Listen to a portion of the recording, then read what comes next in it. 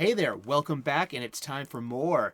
The Golden Age of DC Comics, 365 days, where I go through this awesome coffee table style book, which has served every single one of my coffee tables for the past 2 decades, given to me by one of my best friends. And it's been a source of great conversation ever since. And it's also been for me a great source of content. I love comic books. I love talking about comic books. And this is, and I love history. And this is all three in one book. And I'm going to share this experience with you. And I'm going to read a page a day. And we're going to talk about comic books for a couple of minutes every day. And yeah, let's get to it. It is March the 18th. And this one is The Future by Dick Sprang.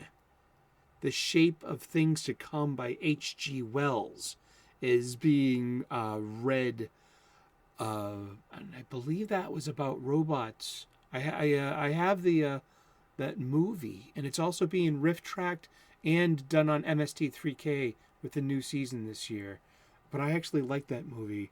It's from the late 70s, and Barry Morse from Space 1999 season 1 was in it, and one of the prettiest 70s actresses.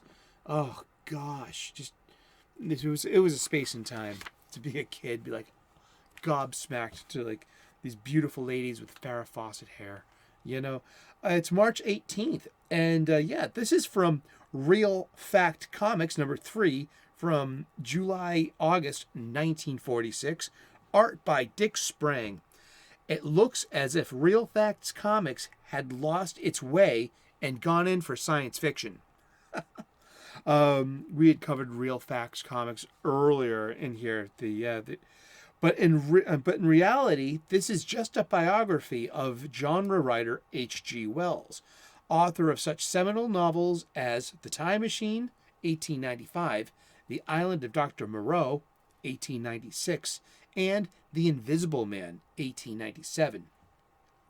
At the time when Mr. Future was published, Wells was best known for a 1938 radio version of his classic 1898 classic, The War of the Worlds, in which director Orson Welles actually convinced listeners that Mars had just invaded Earth. This story represents a rare case of moonlighting by artist Dick Sprang, who spent most of his long careers in comics working on Batman. That's right, let's see. So, The Future.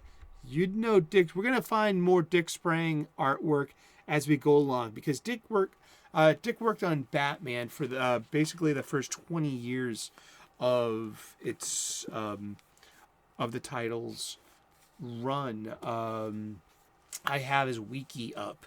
Wiki. I knew a girl from Bratislava who is it? What wiki, and just yeah. Dick Sprang, and this is good because comics historian Les Daniels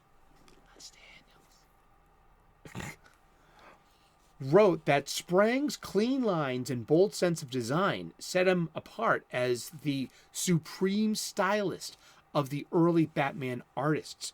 Sprang used to study the way children read comics in order to experiment with page layouts and panel-to-panel transitions, hoping to create the most suspense and most fluidity to keep the pages turning.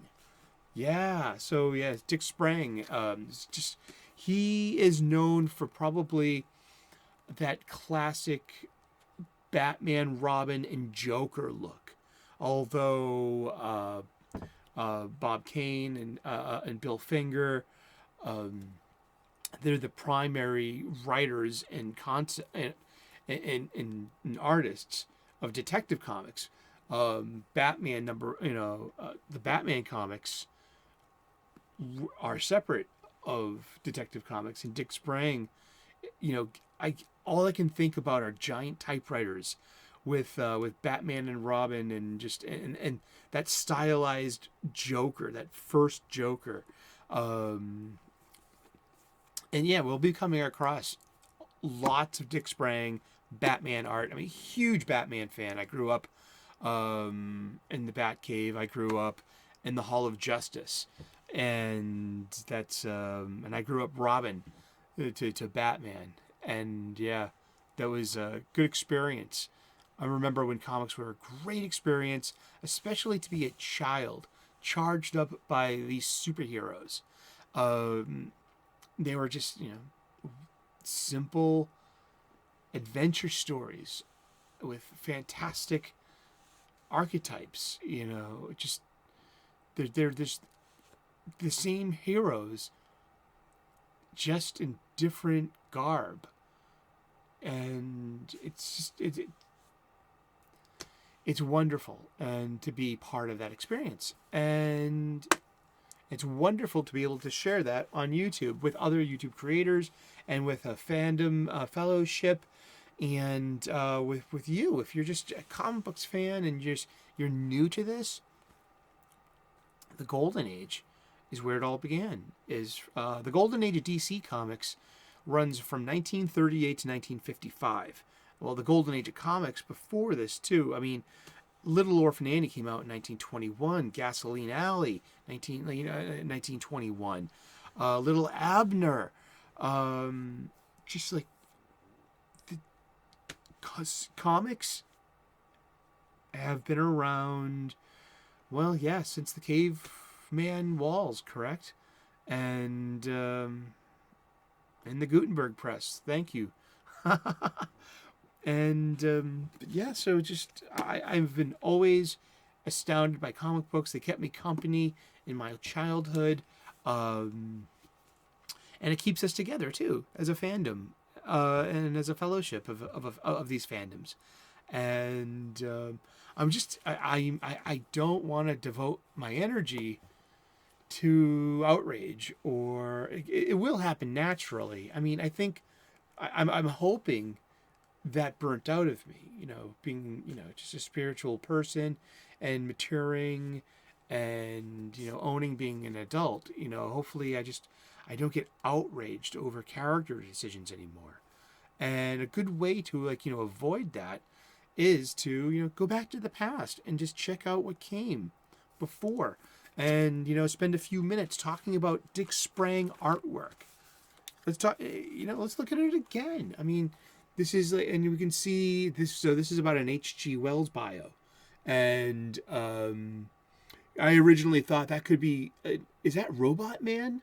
Robot Man from Doom Patrol, there is a golden age Robot Man, and we will be introduced to that character soon, and we'll talk more about Robot Man on Robot Man's Day.